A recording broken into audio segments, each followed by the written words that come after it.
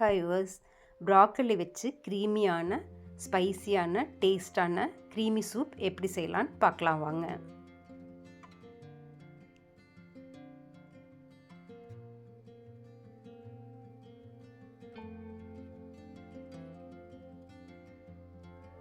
இப்போ இது போல் ஃப்ரெஷ்ஷான ப்ராக்கோலி எடுத்துக்கோங்க. அதை கட் பண்ணி எடுத்துக்கோங்க. ப்ராக்கோலி நல்லா க்ரீனிஷாக ஃப்ரெஷ்ஷாக இருக்க ப்ராக்கோலியாக பார்த்து வாங்கிக்கோங்க. ஒரு 15 நம்பர் பாதாம் எடுத்துக்கோங்க. அது ஹாட் வாட்டரில் சோக் பண்ணிக்கோங்க. பாதாமோட ஒரு 10 முந்திரியும் ஆட் பண்ணிக்கோங்க. அது ஊறட்டும். 10 பிஸ்தாவை இது போல் சாப் பண்ணி வச்சுக்கோங்க. இப்போ நான் இதோட ஒரு சின்ன சைஸ் ஸ்வீட் பொட்டேட்டோவும் ஆட் பண்ணிக்க போகிறேன் சூப்புக்கு. ஸ்வீட் பொட்டேட்டோவை கட் பண்ணிக்கோங்க. 1 இன்ச் இஞ்சி, 3 பல்லு பூண்டு எல்லாத்தையும் கட் பண்ணிக்கோங்க. ஒரு பெரிய வெங்காயத்தை கட் பண்ணிக்கோங்க. ஒரு பவுல் எடுத்து 1 டீஸ்பூன் சால்ட், மஞ்சத்தூள் போட்டு கட் பண்ணி வச்சுருக்க ப்ராக்கோலியை அதில் ஒரு 4 நிமிஷம் மூழ்க விட்டு நல்லா அலசி எடுத்து வடிகட்டிக்கோங்க. ஒரு பேன் வச்சு 1/2 டீஸ்பூன் பட்டர் போட்டு ஜிஞ்சர், கார்லிக் எல்லாத்தையும் போட்டு லேசாக வதக்கி விடுங்க. கட் பண்ணி வச்சுருக்க ஆனியனையும் இதில் ஆட் பண்ணி வதக்கி விட்டுக்கோங்க.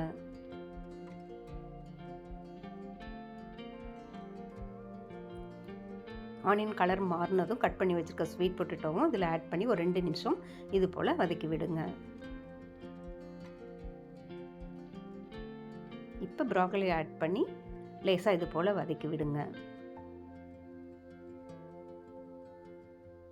2.5 கப் வாட்டர் இதுக்கு ஆட் பண்ணிக்கோங்க.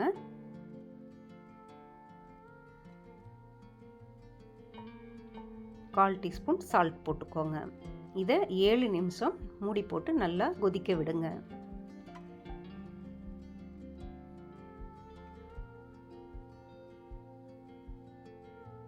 இப்போ ஸ்வீட் பொட்டேட்டோ வெந்துருச்சான்னு பார்க்கலாம்.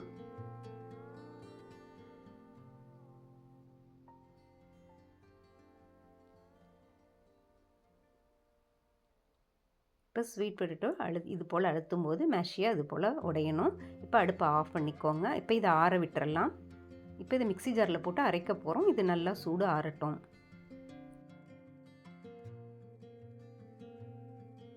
இப்போ இது நல்லா சூடு ஆறினதும் மிக்ஸி ஜாருக்கு மாற்றிக்கோங்க.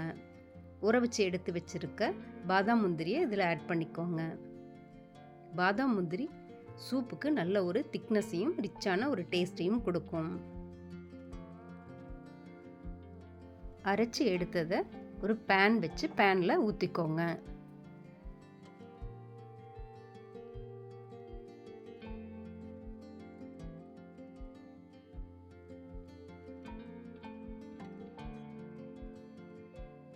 மூடி போட்டு ஒரு 3 நிமிஷம் இதை சூப்பை ஹீட்டாக விடுங்க. சூப்பை ஆற வச்சு தான் அரைச்சி இதில் ஊற்றிருக்கோம். அதனால் சூப் ஹீட் ஆகட்டும். இப்போ சூப் சூடானதும் இதில் 1 கப் வாட்டர் ஆட் பண்ணிக்கோங்க.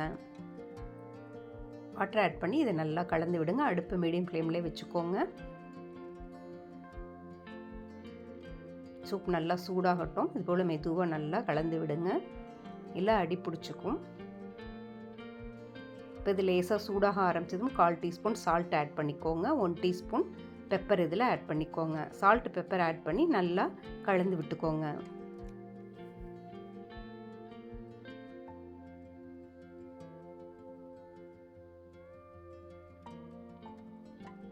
நல்லா இது போல் பபுள் ஃபார்ம் ஆகி நுரைச்சிக்கிட்டு நல்லா கொதி வரும். இப்போ நம்ம சூப் ரெடி ஆகிடுச்சு. அடுப்பு ஆஃப் பண்ணி பவுலுக்கு மாற்றிக்கோங்க.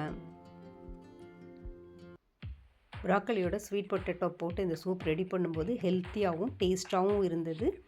நீங்களும் இது போல் சூப்பை ட்ரை பண்ணி பாருங்கள். இப்போ இது இன்னும் கொஞ்சம் டேஸ்ட்டாகவும் ரிச்சாகவும் மாத்திரம் நான் ட்ரை ரோஸ்ட் பண்ண பம்கின் சீடும் மெலான் சீட்ஸும் எடுத்து வச்சுருக்கேன். அதை இப்படி தூவிக்கோங்க. பிஸ்தா சாப் பண்ணி வச்சுருக்கிறதையும் ஆட் பண்ணிக்கோங்க.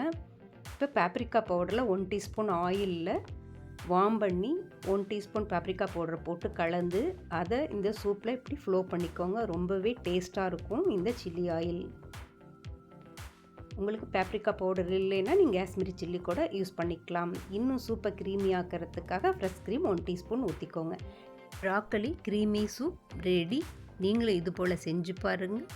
என்ஜாய் பண்ணுங்கள். ஹெல்த்தியாக இருங்க. ஹாப்பியாக இருங்க.